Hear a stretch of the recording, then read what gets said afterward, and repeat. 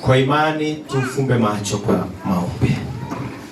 Baba yetu, Baba utupendaye, uishie mahali pa juu patakatifu pasiri, asante maana imekupendeza kwamba katika viwanja hivi leo neno lako litangazwe.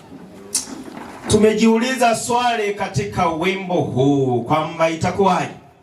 Naomba katika viwanja hivi na mahubiri ya leo ipatikane jibu kwamba ukija utakuja kama mwokozi wetu na sio mhukumu wetu.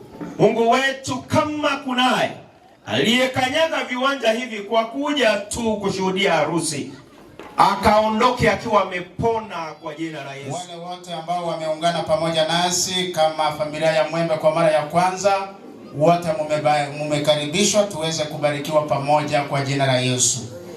Na ninawashukuru sana Daniel na Ann kwa sababu ya kujawa kwamba muweze kupata baraka katika kanisa la Bwana. Ili wamelifanya likaweza kuwa kielelezo kwa kila mmoja wetu ya kwamba Yesu anapokuja mara ya pili kwa utukufu wa Baba yake, anakuja kulioa kanisa lake.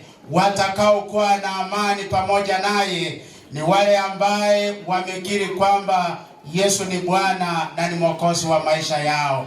Kwa hivyo kupitia kwa hii wanaloifanya leo, kila mmoja aliye hapa ni mwaliko mkubwa wa aina yake, ya kwamba Yesu anatuhitaji zote kwa ile harusi kubwa atakayoifanyia kanisa anaporudi. Mungu na wabariki, tukaweza kuwa wahusika, isipokuwa tu kwa harusi hii, bali pia kwa ile harusi Yesu atakayoifanyia kanisa lake. Haleluya. Yesu anakuja kwa utukufu wa Baba yake, na Biblia inasema kila jicho litafanya nini? Kila jicho litamuona. Mungu alipoumba vitu vyote, alimaliza akimuumba mwanamume aitwaye nani? Halo, mwanamume aitwaye nani? Adamu akaumbwa. Biblia inasema ya kwamba Mungu akampa nafasi ya kuita kila kiumbe jina lake. Na Biblia inasema kwamba katika mtazamo wake Adamu akaona viumbe vikiwa vingapi? Viwili. Lakini yeye alikuwa namna gani? Alikuwa peke yake. Na ndani ya mawazo ya Mungu kulikuwa na hitaji la kwamba Adamu naye akaweze kuwa na msaidizi wake. Ndio sababu Biblia inasema ya kwamba Mungu alipomtazama Adamu akaona si vema awe peke yake, na Mungu akamtengenezea mwanamke aitwaye nani? Halo, mwanamke aitwaye nani? Hawa. Biblia inasema ya kwamba baada ya usingizi mzito, Mungu akatoa upafu wake mwanamume aitwaye Adamu, akamtengenezea mwanamke aitwaye Hawa. Na Mungu alipomleta mbele zake Hawa, Biblia inasema kwamba Adamu akaimba wimbo, akasema huyu ni nyama kutoka kwa nini? Tena nini? Mfupa kutoka kwa mifupa ya nani? Akasema ataitwa nani? Mwanamke, kwa sababu ametwaliwa kwa nani? Kwa mwanamume. Hivyo Adamu alikuwa na furaha ama alikuwa na huzuni? Adamu alikuwa na nini? Na furaha, kwa sababu naye pia amebarikiwa pamoja na Mungu kwa kuwa na msaidizi anayefanana naye. Haleluya. Kwa hivyo Adamu akatosereshwa pamoja na Mungu kwa kuwa na kiumbe kinachomfanana, kinachomfaa, ambaye ni Hawa aliyeumbwa kutoka kwa Adamu. Nataka nikwambie ndugu mpendwa, ya kwamba Mungu aliyeanzisha ndoa ya kwanza katika shamba la Edeni akaifanikisha katika maisha ya Adamu, huyo Mungu bado anatazamia kuona mume na mke wakiishi kwa furaha na amani katika nyumba yao. Haleluya. Ndio sababu Adamu akaimba wimbo, akasema ni mke, atakasema ni nyama kutoka kwa nyama zangu, mifupa kutoka kwa mfupa wangu. Akasema ataitwa mwanamke kwa sababu ametolewa kwa mwanamume. Kwa hivyo Mungu anatangaza kwamba katika maisha ya mwanamke na mwanamume inatakiwa kuwa furaha siku zote. Haleluya. Omogoko inya saa tebe tobo wanoro lero. Nataka nikutangazia mpendo kwamba ajali mbaya ikatokea katika maisha ya Adamu na Hawa. Ajali mbaya ikatokea. Na hiyo ajali iliyotokea ni ya kuwatenganisha Adamu na nani? Na Hawa. Nataka nikwambie kwamba God intended the marriage of Adam and Eve to be the pattern for all of future marriages. Lilikuwa kusudi la Mungu ya kwamba ndoa, familia ya Adamu na Hawa katika shamba la Edeni ikaweza kuwa ni mfano wa ndoa zote zitakazofanyika katika ulimwengu. Maana Mungu mwenyewe alisherehekea harusi ya kwanza katika shamba la Edeni. Marriage institution was created by God. Haya mambo tunayoyafanya ya kuoana yalianzishwa na nani? Na Mungu. Haya hayakuwa mawazo ya mwanadamu, haukuwa mpango wa mwanadamu. ulikuwa ni mpango wa Mungu tangu kuumbwa kwa nini? Kwa ulimwengu. Ndio sababu akatangaza si vema huyu mtu aishi peke yake, lakini nitamtengenezea msaidizi anayefanana na nani? Na yeye. Ni agizo la nani? La Mungu. Na ndio sababu Biblia inasema sasa ataacha wazazi wake na ataacha wazazi wake, na hawa wawili wataungana pamoja. Hawatakuwa wawili tena, lakini watakuwa mwili. Hilo ni agizo la nani? Ni Mungu amesema. Maana sababu hiyo ndoa na iheshimiwe na watu wangapi? Wote. Maana ni Mungu ameagiza ndoa na iheshimiwe na watu wote.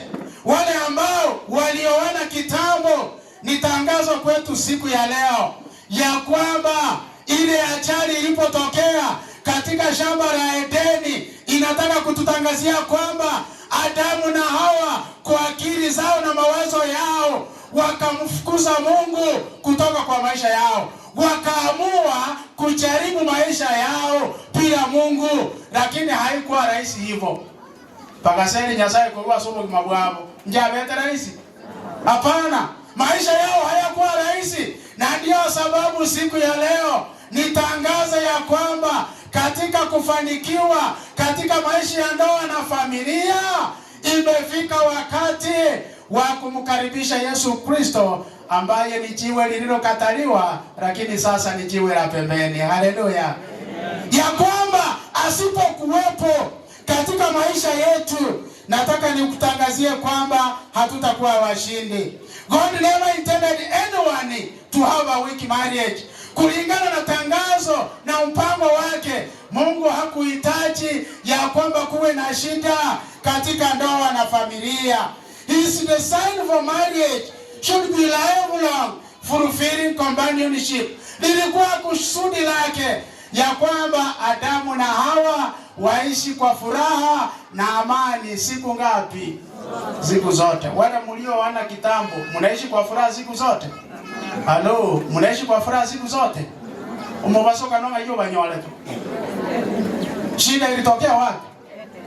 Maana ilikuwa kusudi la Mungu ya kwamba watu wakioana, wakiishi kama mume na mke, waishi kwa nini? Kwa furaha na amani siku ngapi? Siku zote. Muda si kitambo, mutasikia Ana akiambia Daniel, na Daniel akiambia Anne ya kwamba hata kifo kifanye nini? Kitutenganishe. Lakini abande muatiganete kale na wanyana makweli atarakoraki. Ngayime chanda yabe. Halo. Ngoya mbiyamuri. Ngayumo basa kono banyona. Embure ya magidanga ya jagire mtuera. Ya kwamba Mungu alisema kwamba hao watu waishi kwa furaha, waishi kwa amani. That was God's original plan. Lakini nataka niwatangazie kwamba ile ajali iliyotokea ya mwanadamu kutotii sauti ya Mungu, akatii sauti yake Shetani, ikaleta shida, na tunataka kumtangazia leo Shetani ashindwe kutoka kwa familia zetu katika jina la Yesu. Ni nani anayeweza kuishughulikia familia? Lakini ni Mungu aliyeanzisha nini? Ndiye ako na manyo ya kushughulikia familia. Wale mko na gari na mashini hizi ambazo tunanunua, ukinunua unapewa nini? Manyo. Ukifuatilia ile manyo utafanikiwa. Usipofuatilia manyo, they will burn out. Mashine zitaharibika. Kwa hivyo kama unahitaji ushindi katika familia yako, nataka nikuombe leo hii ufanye mwaliko wa jambo nitakalolisoma katika kitabu cha Zaburi 118 na mstari wake ni 22. Naomba mmoja nisomee. Biblia inasemaje kitabu cha Zaburi 118 mstari wake ni wa 22. What does the Bible say?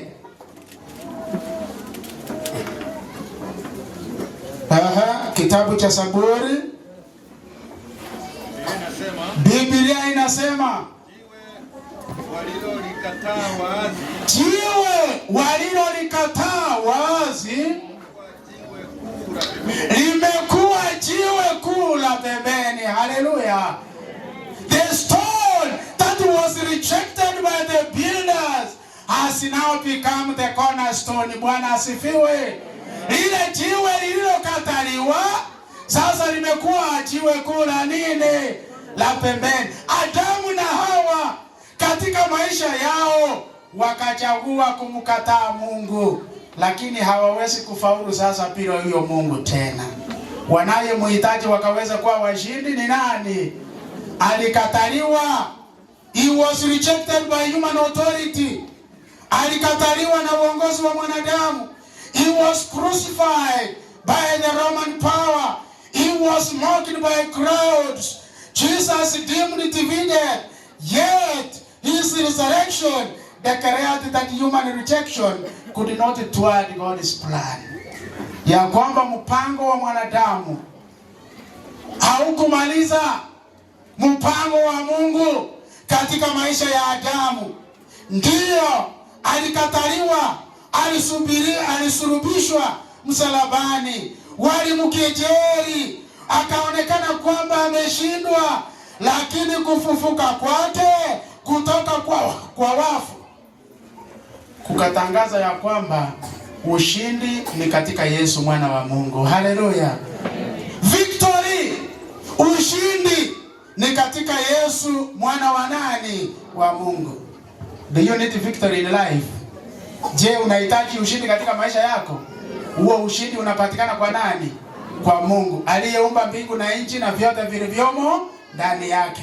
Aliyeumba mwanamume akaumba mwanamke, akawabariki, akawaambia waongezeke. Huyo Mungu ndiye tunayemhitaji katika familia tukaweza kuwa na ushindi. Haleluya. Ndio sababu zaidi ya mambo yote niwatangazie kwamba tunayehitaji kumkaribisha katika familia, katika maisha yetu ya kwenda mbinguni ni yule aliyekataliwa. He was rejected by the builders, but later he was chosen because he was found to be the cornerstone. Yeye alikuwa ni jiwe lililokataliwa, hakuwa wa muhimu katika wale wajenzi, lakini Biblia inasema wakati ulipofika wakagundua na kutambua ya kwamba hawawezi kuendelea bila yeye. Huyo ni Yesu Kristo mwana wa Mungu. Alikataliwa, wakamkejeli, wakamdhihaki, wakafanya kila jambo kwake, hata akafa msalabani. Lakini Biblia inasema ya kwamba alipoangikwa msalabani ilikuwa imetabiriwa na manabii ya kwamba baada ya siku 3 tena atafanya nini? Atafufuka.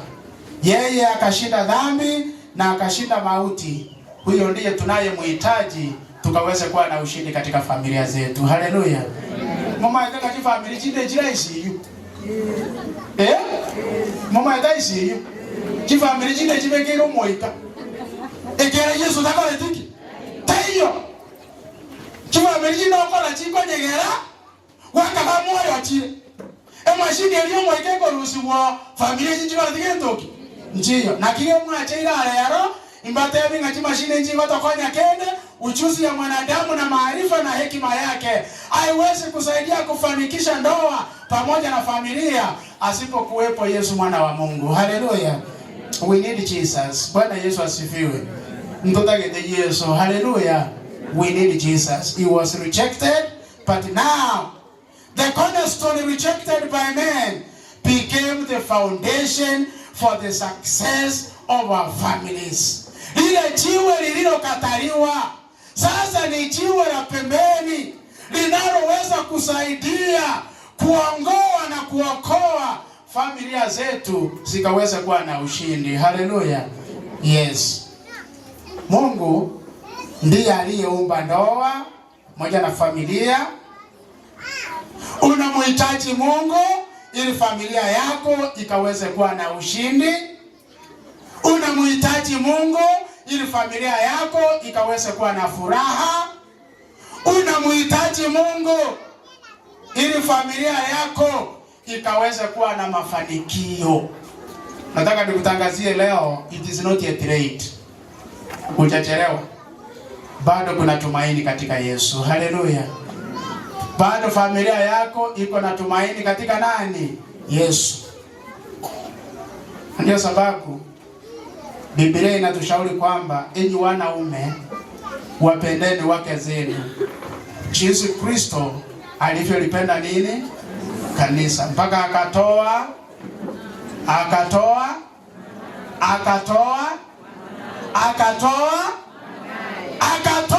uhai wake. Kristo alilipenda kanisa mpaka akatoa uhai wake. Enyi wanaume wapendeni wake zenu jinsi Kristo alivyolipenda nini? Kanisa. He loved the church to the end.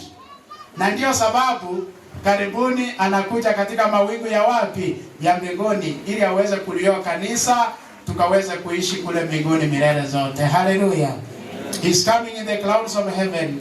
Anakuja kwa mawingu ya mbinguni kwa utukufu wa Baba yake, na kila mmoja atakayekuwa ametengeneza maisha yake pamoja na yeye, nataka nikwambie tutakuwa kwa ile harusi kubwa tukiwa tumevaa nguo nyeupe tukimkaribisha bwana harusi ambaye ni Yesu Kristo, tukaweza kuishi naye kule mbinguni milele zote. Haleluya.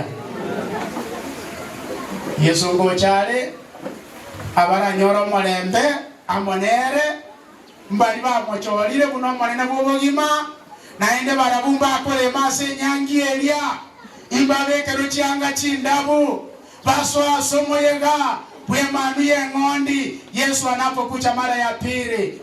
Ndio sababu ni walike leo kwa sababu ya harusi kubwa ya mwana kondoo. Haleluya. Ambayo atalifanyia kanisa anaporudi mara ya ngapi? Ya pili. Tukiwa mashahidi wa harusi ya siku ya leo, Mungu atusaidie tusije tukakosa ile harusi kubwa anayolifanyia kanisa lake anaporudi mara ya pili. Mungu na wabariki katika jina la Yesu. Na ninaamini kwamba ikiwa wazazi wamekubali, hakuna mwenye anaweza kuzuia harusi hii isifanye nini? Isiendelee. Na nataka kuwatangazia kwamba kulingana na sheria ya nchi yetu, harusi ya hawa imetangazwa kwa siku 21. Na kama kuna mwenye alikuwa na jambo angerete kufikia jana. Sasa umechelewa. Unyamaze leo na milele. Mungu etieke. Nataka niwaulize hawa hapa mbele. Ana, tangu mfanye usajili wa harusi yenu mpaka jana mpaka leo saa 5:59. Je, kuna jambo litakalo kutenganisha usiunganishwe pamoja na Daniel katika harusi? Ana kwa na ngoto hiyo. Hapana, kuna jambo. Mabada ya amina. Madana wala ikatu temna ba talingana na ndio toso ukikoge. Lakini wana watembilingana ndiko latiki. Bwana Yesu asifiwe. Amen. Daniel, je, kuna jambo litakalo kutenganisha ya kwamba siku ya leo usiunganishwe katika harusi pamoja na Ann? Ya pastor. Okay. Ngakama bataya. Daniel amesema hakuna jambo litakalo watenganisha wasiunganishwe siku ya leo. Na kwa hivyo watachukua kiapo na Ana ndiye atakayeanza mbele za Mungu na mbele za umati mkubwa, na kuchukua wewe, useme majina yake yote, na kuchukua wewe Daniel Moiraini uwe mume wangu wa ndoa. Uwe mume wangu wa ndoa. Nitaishi pamoja nawe. Nitaishi pamoja nawe kulingana na agizo la Mungu. Kulingana na agizo la Mungu. Naahidi ya kwamba nitakupenda. Naahidi ya kwamba nitakupenda. Nitakuheshimu. Nitakuheshimu. Nitakufurahisha. Nitakufurahisha. Nitakupenda katika afya. Nitakupenda katika afya. Na katika magonjwa. katika magonjwa, katika utajiri, na katika umasikini. Nitaacha wengine wote, nishikane na wewe peke yake, hadi mauti itutenganishe. Shikana na yeye mikono, umwambie hii ndiyo ahadi yangu kwako. Je, umekubali? Ndio ahadi yangu kwako. Yes, nimekubali. Unasemaje kanisa? Daniel amekubali. Sasa ni Daniel, shikana mikono. Shikana hivyo. Mimi, sema majina yako yote. Mimi Daniel Noiraini. Mbele za Mungu na mbele za umati mkubwa. Mbele za Mungu na umati mkubwa. Na kuchukua wewe Anne Kwamboka Nyebuto. Uweze kuwa mke wangu wa ndoa. Niishi pamoja na wewe. Kulingana na agizo la Mungu. Naahidi kwamba nitakupenda. Nitakuheshimu. Nitakufurahisha. Katika afya. Katika magonjwa. Katika utajiri. Katika umasikini. Nitaachana na wengine wote. Mwangalie kwa macho. Nitaachana na wengine wote. Na kuishi pamoja na wewe peke yake.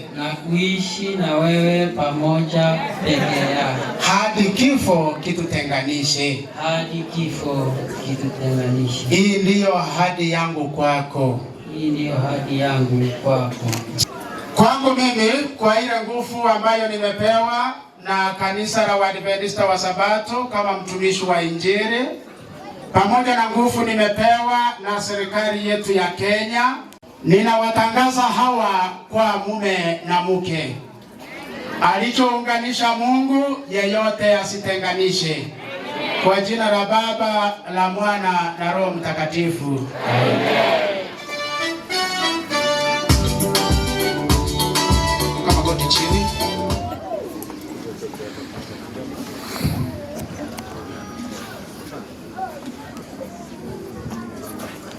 Baba yetu na Mungu wa mbinguni unayotupenda, tunalisifu na kulitukuza jina lako, kwa sababu hatuna Mungu mwingine kama wewe. Daniel na Anne, mbele zako na mbele za umati mkubwa, wamechukua kiapo kuishi kama mume na mke.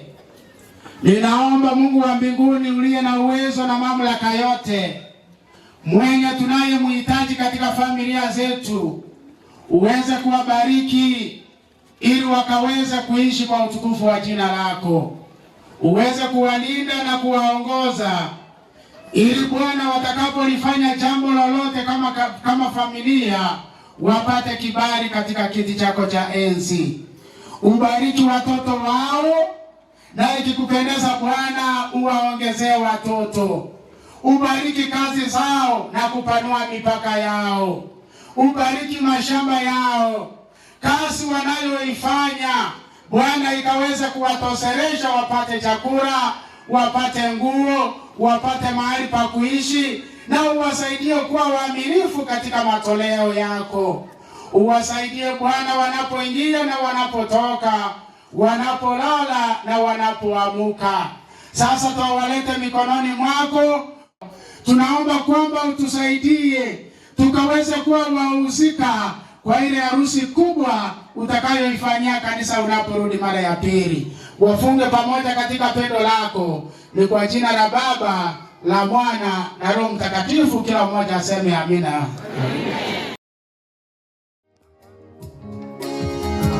Mungu kule Edeni alipomuumba Adamu, ni kwamba aishi kwenye ndoa na mpenzi wake yule Hawa, ampende, amtunze, amlinde siku zote maishani. Ampende, amtunze, amlinde siku siku zote maishani. Mpango wa Mungu kule Edeni alipomuumba Adamu ni kwamba aishi kwenye ndoa. Kutengana si kusudi lake, kwa matusi na kupigana. Kutengana si kusudi lake,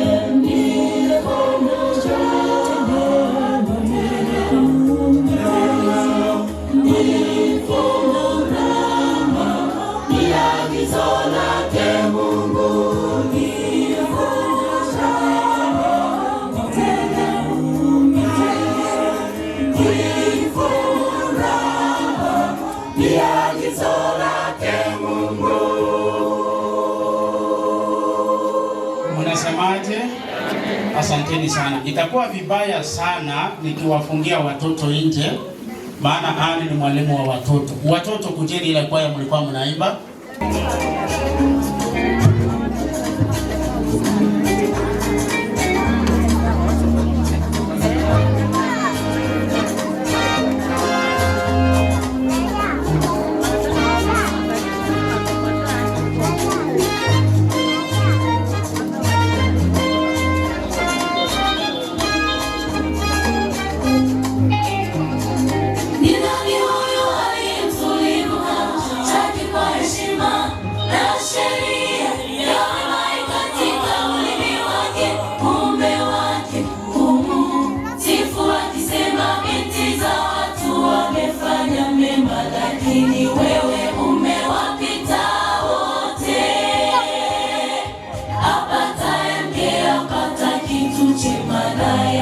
kibali toka kwa Bwana.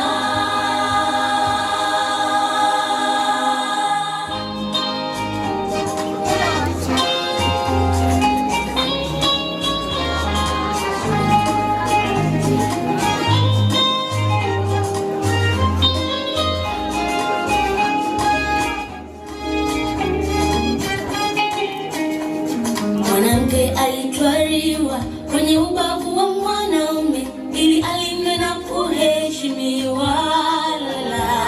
Hakutwaliwa kichwani ili amtawale mume wake, wala hakutwaliwa miguuni katika mwili.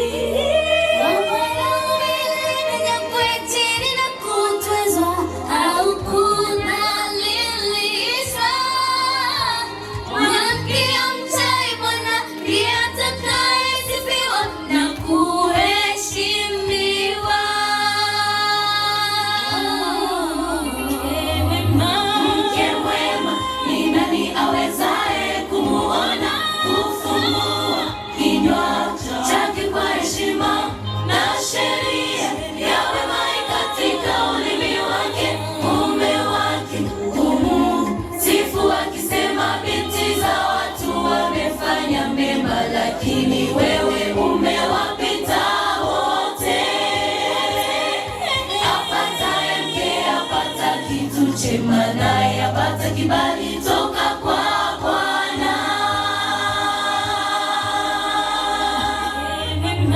Mke mwema ni nani awezaye kumuona?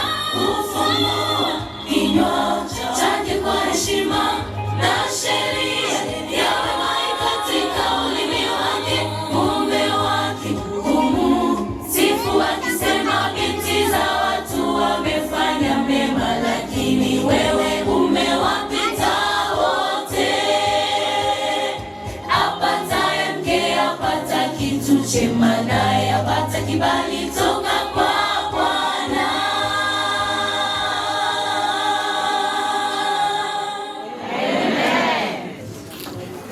Asanteni sana.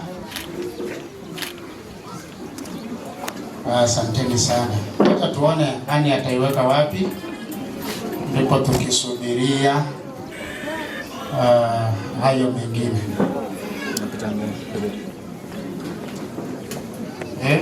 Afike pochi yae aina machikabu yatora arabara huku kibago para.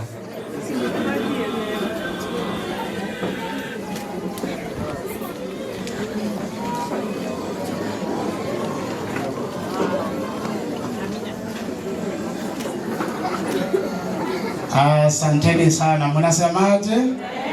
Amen. Timaje tigo ninkiamini ngarawe gaguchia sabeka lakini barabumba manyite talibo iko. Mangana yemechi oya tigena yenda yararalia. Ayenda ndo asia formula ya bu. Sasa tena nataka kutangaza la mwisho ya kwamba walipokuja hapa walikuwa mfulana na msichana japo wanaishi pamoja, lakini leo hii kufikia sasa vile ambavyo nimewapatia cheti, Ana ni mke wa mtu. Anya ondolenge retiana. Ayo mada vile pole. Ikiwa kuna mtu anafikiria juu ya Daniel, sasa Daniel ni mume wa mtu. Haleluya. Yowade kiao yagaleki? Kiao kiaeli.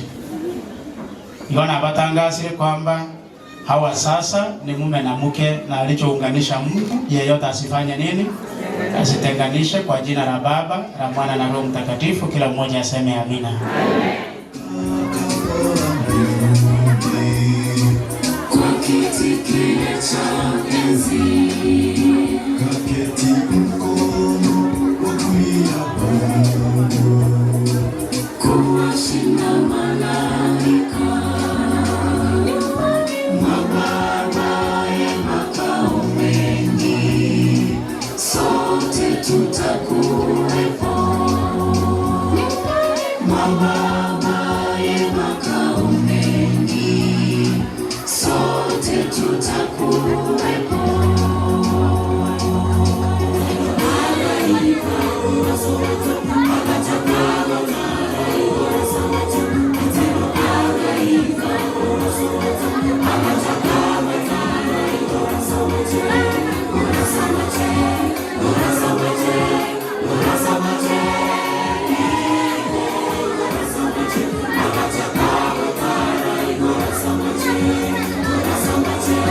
Mura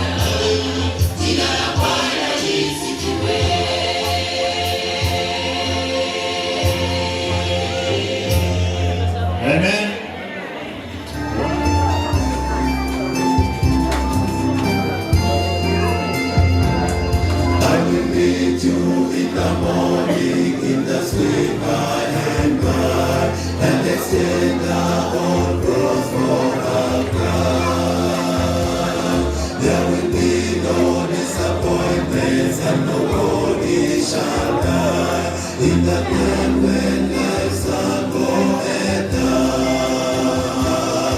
I'll meet you in the morning, meet you in the morning with the how do you do? And we sit down by the river, sit down by the river, and we capture all the power, all the biggest in you. Know me in the morning, by the smile of thy way, smile of thy way. I meet you in the morning, in the morning, in the city, that is city built for sale.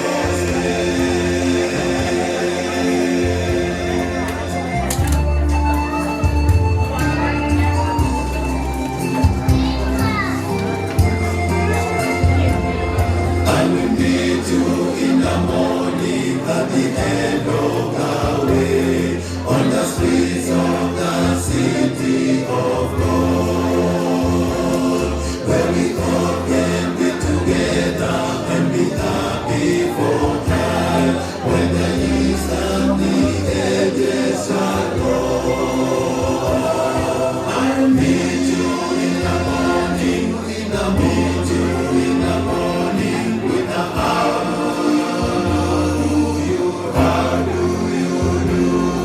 And we sit down by the river, sit down by the river, and we capture all the power, all the greatest in you. Know me in the morning, by the smile of thy way, smile of thy way. I meet you in the morning, in the city, that is city built for sale. I'll meet you in the morning, with the how do you do? And we sit down by the river, sit down by the river, and we capture all the power, all the greatness in you. Know me in the morning, by the smile of thy way, smile of thy way. I meet you in the morning, in the city, that is city built for sale.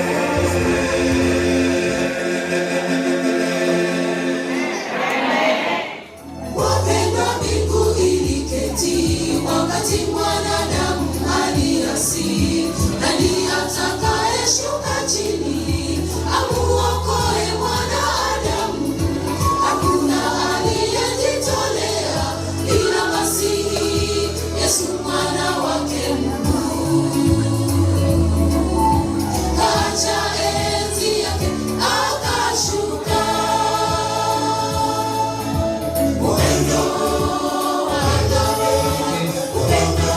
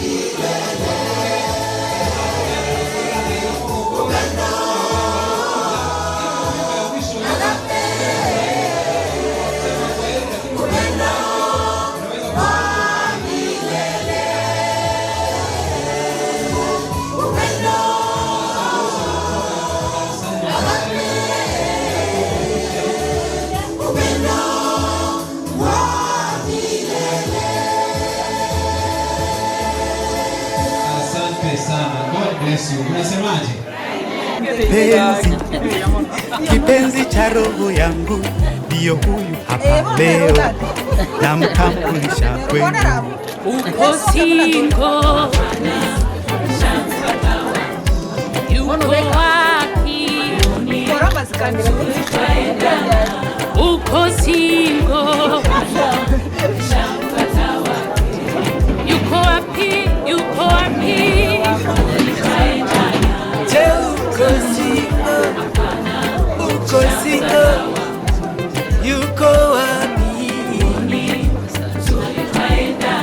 Je, yuko single? Yuko wapi tujue?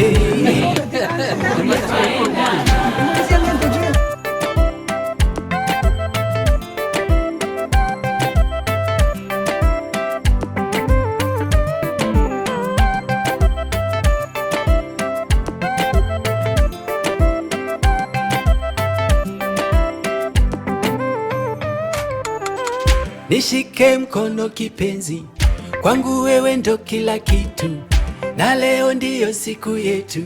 We mzuri kwangu, kwa wazazi ukapita, moyo wangu ukapitisha, na pasta amekubali tufunge ndoa yetu.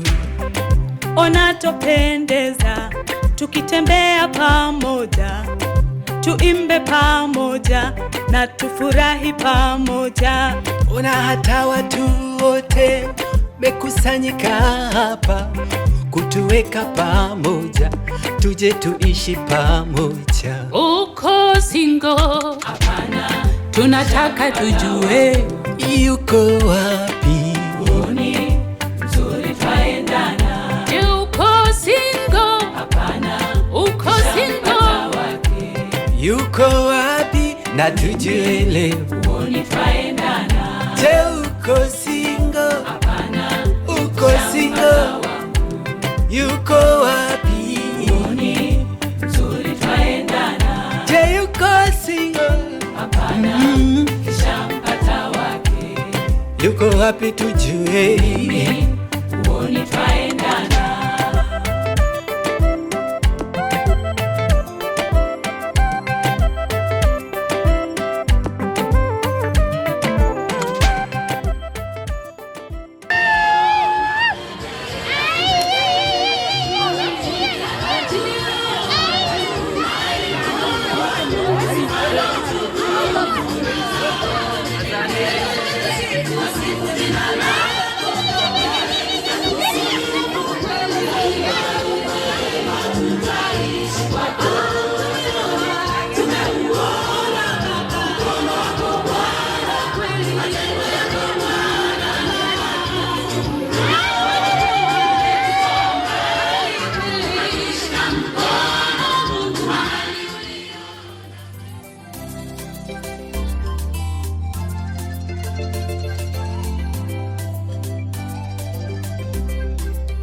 Ndoa ni mpango takatifu tangu mwanzo, ujumbe njema utokao kwa Baba, yahitajika hekima kuitunza, hadi kifo kiwatenganishe.